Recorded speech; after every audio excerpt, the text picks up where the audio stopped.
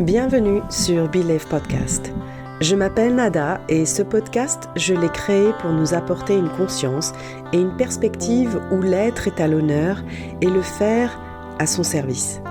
Ma mission est d'aider à reprendre le contrôle de notre vie pour que expérience et désir authentiques soient alignés et comprendre comment naviguer notre réalité avec la relation à l'autre. Si comme moi, l'amour de soi, de l'autre, inconditionnel ou conditionnel est un beau bordel dans ta tête, mais que tu veux comprendre ce bordel, alors bienvenue sur Believe Podcast. Hey, bienvenue sur Believe Podcast. L'épisode d'aujourd'hui, il va consister à parler de la personne la plus importante au monde. Parce que si on est là pour parler de relation à l'autre, de relations amoureuses, de savoir comment ça marche, tout ça, parce que c'est un vrai chantier, parce que c'est un grand point d'interrogation, et c'est un sujet en fait qui concerne 99% des êtres humains dans ce monde, et qu'on essaye de trouver justement le parfait équilibre dans la rencontre où moi je me sens libre, toi tu es libre, et en même temps on est liés.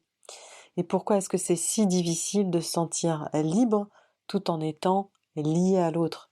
Si ce n'est pas évidemment en dehors des membres de ta famille, mais là on parle surtout justement des relations intimes, des relations amoureuses, et surtout du partenaire de vie, parce qu'idéalement, en ce qui me concerne, je me qualifie plutôt en tant que monogame, hétéro. Je sais qu'il y a d'autres formules qui apportent un équilibre dans l'esprit des autres, et c'est quelque chose que je respecte complètement, mais dont je n'ai pas eu d'expérience, et, euh, et donc du coup je ne peux certainement pas m'y référer. Donc je vais plutôt être dans une optique pour l'instant, who knows, peut-être que je vais évoluer dans la vie à force de m'ouvrir, à force de comprendre, peut-être que je vais me rendre compte qu'en fait le genre est absolument pas important, comme l'amour n'a pas de genre. Pourquoi est-ce que j'aurais un genre à définir quand je suis attirée par quelqu'un? C'est une question à se poser, mais pas dans cet épisode. Dans cet épisode, comme je disais, tu es la personne la plus importante au monde. Ouais, en fait, c'est toi la personne la plus importante au monde. Et moi, je ne savais pas que j'étais la plus importante au monde, dans ma vie. Et il m'a fallu un certain temps, en fait, pour le réaliser. Il m'a fallu un certain temps parce que j'étais une fait plaisir qualifiée.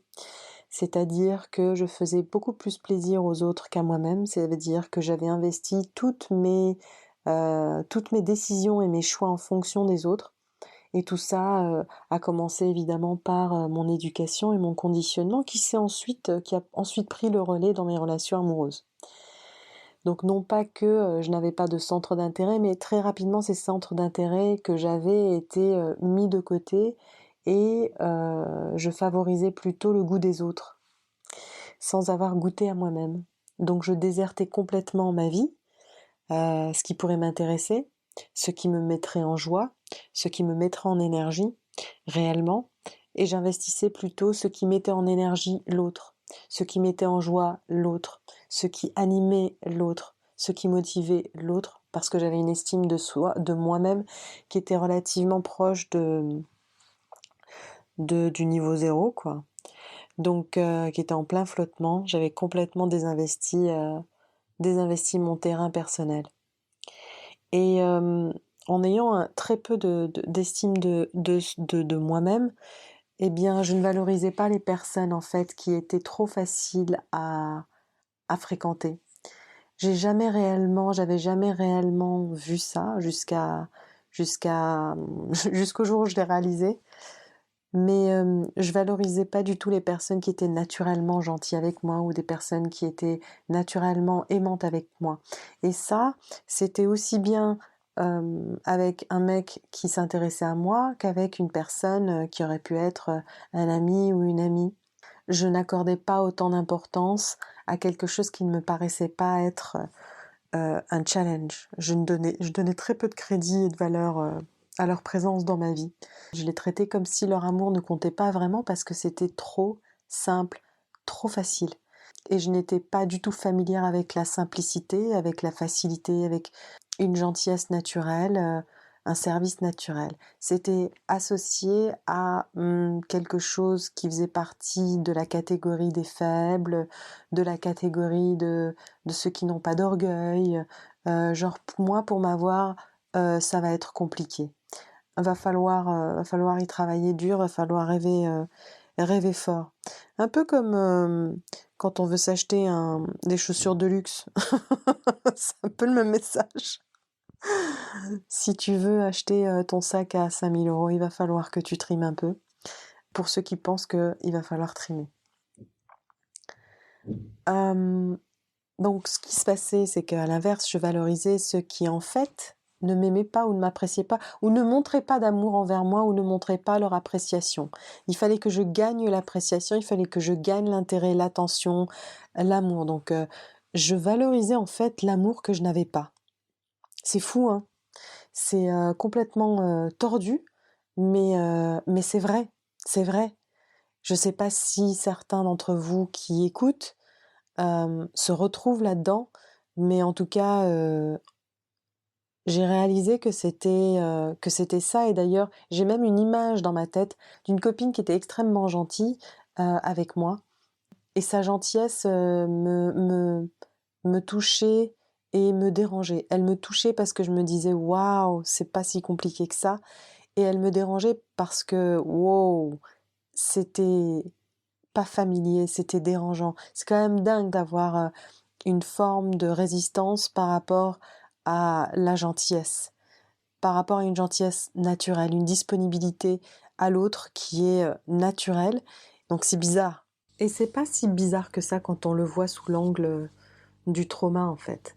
Parce que c'est ce qui m'intéresse le plus dans ce dialogue-là en général, c'est de quelle manière est-ce que on voit la vie sous le filtre des traumas, sachant que le trauma, ça veut dire en grec blessure, et ce sont principalement des blessures qui se sont passées pendant notre enfance la plupart du temps, mais pas toujours. Ça peut être l'ado, ça peut être un événement tragique adulte et qui n'a pas été digéré, relâché, libéré. Et c'est en ça, en fait, hein, qu'on a des traumas, c'est parce que ce qui s'est passé en nous n'a pas été lors d'un événement qui est arrivé trop fort, trop vite, trop intensément, n'a pas été libéré, relâché. Donc c'est pas l'événement en lui-même, c'est surtout ce qui se produit en nous, que on appelle ça un trauma. Et en fait, à partir du moment où cet événement-là a été vécu d'une manière traumatisante, c'est-à-dire qu'il a fallu en fait que le corps et notre système se mobilisent pour nous protéger, parce qu'il est là surtout pour nous maintenir en survie, pas pour dire c'est bon, c'est mauvais, être nuancé dans l'émotion ni quoi que ce soit. Non, notre système, il est là pour la survie. C'est sécurisant ou c'est safe ou bien c'est dangereux. Basta. Donc ce qui est sécurisant, c'est ce qui est familier en fait. Sous trauma, comme j'aime bien dire, il est nourri en fait par la peur. C'est un radar qui va regarder qu'est-ce qui est sécure et qu'est-ce qui n'est pas sécure. Donc quand ce système est très en alerte, est en hypervigilance par rapport à un risque, à une menace, alors ce qui va se passer, c'est que moi, je vais aller chercher l'amour là où c'est familier pour moi.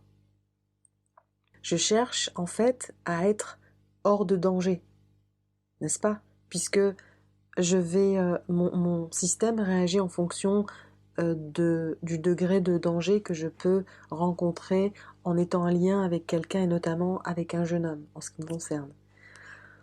Donc je vais être hors de danger quand je suis en lien avec quelqu'un. Et quand je sens que quelqu'un risque de me manger, risque de ne pas m'accepter donc, bah, je vais me concentrer sur la menace. Je vais faire en sorte que cette menace disparaisse.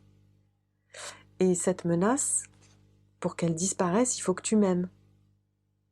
Parce que la menace, c'est tu risques de ne pas m'aimer. Donc, c'est il faut que tu m'aimes. Dans ce cas, la menace et le danger vont couvrir toutes mes insécurités psychologiques, comme le rejet, l'abandon, l'évitement, parce que ce sont en fait des peurs tout à fait légitimes qu'on n'a pas envie de revivre et qu'on a vécu de façon un peu trop violente à un certain moment donné de notre vie. Et en général, c'est durant, comme je l'ai dit, de notre enfance. Donc la meilleure stratégie, par exemple, que moi j'ai trouvée à cette époque, c'était pas d'être avec un homme gentil, charmant, respectueux. Non, c'était quelqu'un qui devait être charmant, évidemment, qui devait correspondre à mes critères quand même, un minimum, mais quelqu'un qui serait plus un défi pour acquérir l'amour que je pensais mériter, en fait. Il y a une part en nous qui n'a pas reçu cet amour, et en fait, on se met dans une relation parfois pour reprendre l'affaire qui n'a pas été classée. Donc à partir du moment où moi je sens que j'ai pas d'estime pour moi-même parce qu'on ne m'aime pas et que je pense que je mérite de l'amour, je vais avoir cette attitude où je vais mériter cet amour. Donc je vais pas aller vers ce qui est simple, ce qui est facile, ce qui est acquis, mais je vais aller vers ce qui n'est pas acquis. Parce qu'il y a eu un moment donné dans ma vie où j'ai ressenti que ce n'était pas acquis. Je pensais que c'était acquis, mais ça ne l'était pas puisqu'il m'a quitté, puisqu'il est parti. Donc je ne veux pas que ça se reproduise. Donc si je vois que tu es en train de partir, je vais être sûre que c'est pas parce que tu ne m'aimes pas. Et notre enfant intérieur résonne de cette manière-là, et c'est à travers le système nerveux qu'il s'exprime. Donc c'est très, très intéressant en fait comme travail. Je dois dire que c'est très souvent dans notre enfance. Et il y a une raison pour laquelle ça commence souvent dans l'enfance, parce que c'est là où on est le plus vulnérable. Je ne vais pas faire trop de digressions sur cet épisode-là, mais on en parlera plus tard. Mais quand on est extrêmement vulnérable et qu'on n'a pas non plus la capacité, justement, le cortex préfrontal qui est développé, donc la capacité de pouvoir réfléchir, de pouvoir verbaliser, alors on devient une éponge et on reçoit tout, de l'amour comme du choc. Et c'est comme ça que les traumas se forment, quoi. Et qu'à ce moment-là, on n'a pas non plus cette habileté à relâcher, à libérer ces sensations qui ont été reçues de façon trop éprouvante ou trop virulente. Donc je reprends le business là où il s'est arrêté pour que je puisse acquérir l'amour que je pensais mériter. Il faut que je le mérite. Et cette part d'insécurité qui est en moi, elle va dire, si je dois la verbaliser, c'est si je fais en sorte que lui-même, je suis hors de danger. Hors de danger étant, je vais pas me sentir abandonnée, je vais pas me sentir rejetée. Et dans le processus de ma pensée, si je dois mettre des mots, je dirais, je me sentirais valorisée quand je saurais qu'il m'aime, quand je saurais qu'il m'accepte comme je suis. Quand je saurais qu'il m'apprécie. Je rigole qu'il m'accepte comme je suis parce que le comme je suis, il y est pas trop, hein. C'est comme toi tu veux que je sois. On est bien d'accord. Donc j'étais dans un tel état de manque d'estime de moi-même que tout mon système était en hypervigilance permanente, à flux tendu, en mode menace, menace. L'hypervigilance, c'est aussi une caractéristique de trauma. Donc en gros, cette hypervigilance faisait en sorte que j'étais toujours aux aguets, au moindre signe d'insécurité, que je devais réparer d'ailleurs, puisque c'est encore une fois une caractéristique, c'est qu'on veut réparer et on veut contrôler pour être sûr justement que les choses se passent de façon à ce que je ne sois pas blessée, que je ne sois pas mise en danger. Donc il y a tout un travail intérieur à faire avec notre relation à ce qui est menaçant, notre relation à notre vulnérabilité, notre relation à nos limites. Savoir dire non, par exemple. Et en fait, c'est épuisant. J'avais tout le temps l'esprit occupé, à observer autour de moi si tout le monde allait bien. Oh ah non, il va pas bien. Attends, qu'est-ce que je peux faire? Il y a certainement quelque chose à faire. Enfin, le malaise des autres devient très inconfortable. On s'inquiète en permanence. Et ma perception aussi était complètement déformée de toute réalité. Parce qu'on développe une pensée qui accompagne cette anxiété. Et si il se passait ça, ah je devrais plus faire ci, ah mais je suis incapable de lui dire ça, c'est pas possible. Donc je dansais plus une danse de survie qu'une danse de plaisir et de liberté, quoi. Donc je fuyais, ou alors j'étais agressive ou micro-agressive, passive-aggressive comme on dit en anglais. C'est quand on fait des remarques pas frontales, mais genre juste balancer une petite pique et puis on peut pas vraiment te reprendre par rapport à la pique parce que tu peux très bien le nier. C'est terrible. C'est terrible d'agir sous trauma. Et donc du coup un jour j'ai réalisé que mon sentiment de sécurité ne pouvait pas être trouvé ailleurs, quoi. L'autre ne pouvait pas m'apporter la sécurité intérieure dont j'avais besoin. Et d'ailleurs le docteur Porges, donc le papa de la théorie polyvagale, qui est un neurobiologiste, qui disait que la clé de toutes les clés dans nos relations, c'est la sécurité intérieure. Et c'est vrai. C'est vrai parce que personne ne peut t'aimer plus que tu ne peux t'aimer, et personne ne peut te haïr plus que tu ne peux te haïr. Ça, c'est quelque chose qui est venu à moi un matin après une méditation et avoir euh, revu une scène.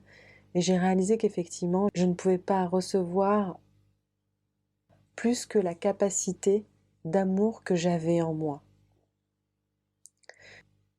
Ce que je ressens ne peut pas t'être transmis. Je ne peux pas te donner l'amour que je ressens.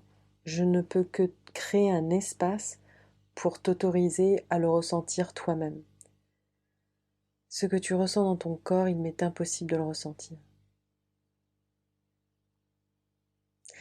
Et ça, c'est quand même une aventure intime assez incroyable. Et c'est une aventure aussi qui nous permet de nous valider nous-mêmes plutôt que d'attendre que l'autre nous valide. C'est impossible en fait. Il est impossible que l'autre nous valide. Et ça, pour moi, ça a été un gain de liberté énorme.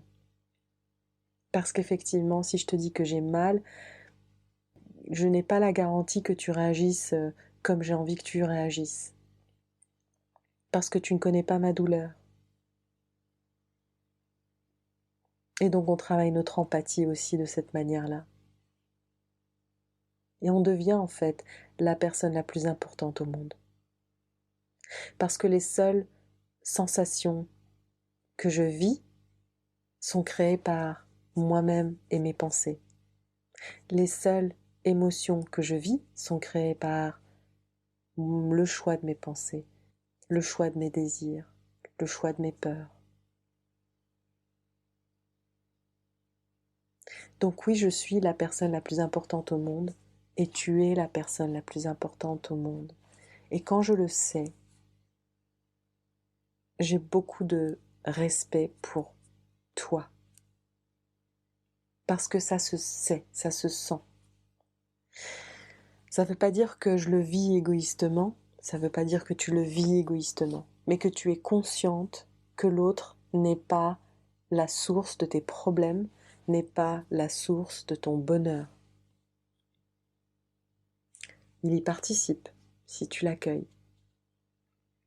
Donc dans une relation à l'autre, c'est tellement important de d'abord se connaître, de savoir ce que c'est de s'aimer, d'être ouvert à sa propre vulnérabilité. Parce que si on veut changer, on doit passer par la case vulnérabilité. Et si on veut rester dans la peur, on ne peut pas être vulnérable. Et la peur, c'est un mode de protection et c'est un mode de déconnexion. La peur, c'est là où on fuit, c'est là où on se confronte dans le déni, évidemment, ou c'est là où on court-circuite. Donc la vulnérabilité n'est pas invitée. Donc pour pouvoir commencer à être dans une relation avec l'autre, c'est d'abord savoir que sa sécurité intérieure, enfin que la clé de toutes les relations saines, respectueuses, qui ont du sens, de l'importance, c'est à partir de notre sécurité intérieure. Pour pouvoir avoir cette sécurité intérieure, il faut accepter sa vulnérabilité.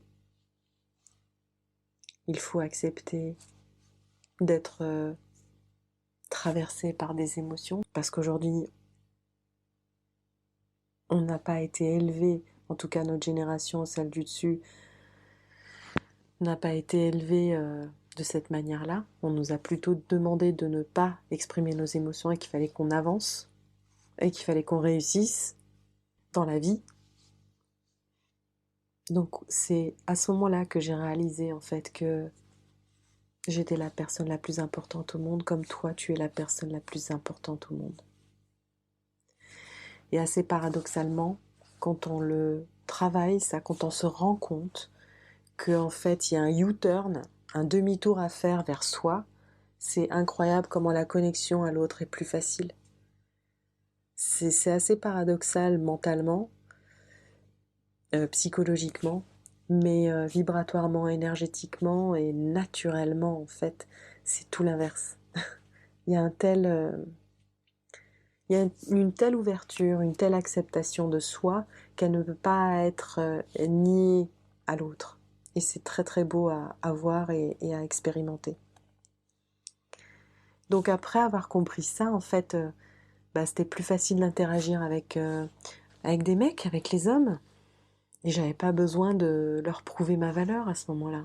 J'étais plus dans une posture de curiosité de voir, tiens, à quoi ressemblerait ma relation avec lui. Maintenant, c'est plus une curiosité, une impatience de découvrir comment cette personne aime et pas comment elle m'aime moi. Ce sera différent une fois qu'on se connaîtra de plus en plus profondément, mais comment elle aime. Et puis surtout si elle correspond à mes valeurs, parce que ça aussi c'est important. J'en ai parlé dans l'épisode précédent, je crois, c'est de savoir qui tu es. C'est important de connaître aussi tes valeurs, qu'est-ce qui t'anime, qu'est-ce qui te met en énergie. Est-ce que tu t'es réellement posé à un moment donné en me disant mais qu'est-ce qui me met en énergie? Et il y a aussi Esther Perel, qui est une brillante psychothérapeute. Un jour, je l'ai entendue dans un podcast dire en anglais, parce qu'elle parlait justement elle parlait, elle, des thérapies de couple. Et elle disait en fait, on oublie ce qui nous excite, mais pas ce qui nous excite sexuellement, mais ce qui nous met en joie, what turns you on. Et elle dit, complétez la phrase, I am turned on when, 3 points de suspension. Ça veut dire, I am turned on, ça veut dire éprouver une forme de jouissance, quoi. De jouissance liée à la joie, à quelque chose qui nous anime, à quelque chose qui nous fait arrêter de penser, de s'inquiéter. Et tu peux répondre à cette question-là. Je me sens en joie quand? Je me sens exaltée quand? C'est pas nécessairement une posture du Kama Sutra. Ça peut être quelque chose qu'on a laissé tomber depuis longtemps. Et on ne sait plus pourquoi on l'a laissé tomber, mais putain, qu'est-ce que ça nous faisait du bien. Donc je t'invite en fait à faire cet exercice-là. Pour celles qui parlent anglais, c'est I'm turned on when. Et en français, ouais, je m'allume quand. Et ça va très bien avec quand on parle de quelqu'un qui dit ouais, elle s'est éteinte ou il s'est éteint depuis qu'il est avec un tel ou depuis qu'elle a commencé à travailler chez machin. J'espère que j'ai fait passer l'énergie de je m'allume quand correctement de façon à ce que à ce qu'un samedi matin sur une terrasse, c'est les beaux jours, tu te mettes à écrire. Et on a des sacrées surprises, je te promets. D'ailleurs, si jamais tu fais cet exercice-là, n'hésite surtout pas à me contacter via Instagram, nada.coaching. Envoie-moi un message privé pour me dire ce que tu as découvert et qu'est-ce que tu as décidé de mettre en place justement pour toujours garder cet engin allumé, cet engin en toi qui est allumé, qui est ta force vitale pour avancer, pour créer, pour magnétiser. Voilà pour l'instant ce que j'ai à partager. N'oublie pas, tu es la personne la plus importante au monde. Et personne ne peut t'aimer plus que tu ne peux t'aimer, comme personne ne peut te haïr plus que tu ne peux te haïr. Et dans la description de cet épisode, il y a un lien qui est à ta dispo. Si tu veux, tu peux le télécharger, où en fait je te donne un exercice, une pratique à faire tous les matins. Il y a une méditation qui est associée à cette pratique-là. Et tu verras qu'au bout de quelques jours, pas mal de choses qui vont remonter et surtout, le premier pas qui est important, c'est le message qu'il y a dans la méditation, de faire en sorte que ton cerveau comprenne autre chose que ce qu'il sait aujourd'hui. Je t'invite à le découvrir et je te dis à très bientôt. Merci pour ton écoute et merci pour le temps. Si l'épisode t'a plu, n'hésite pas à le noter. Tu permettras au podcast d'être encore plus visible et d'être un support à plus de monde autour de nous. À très vite.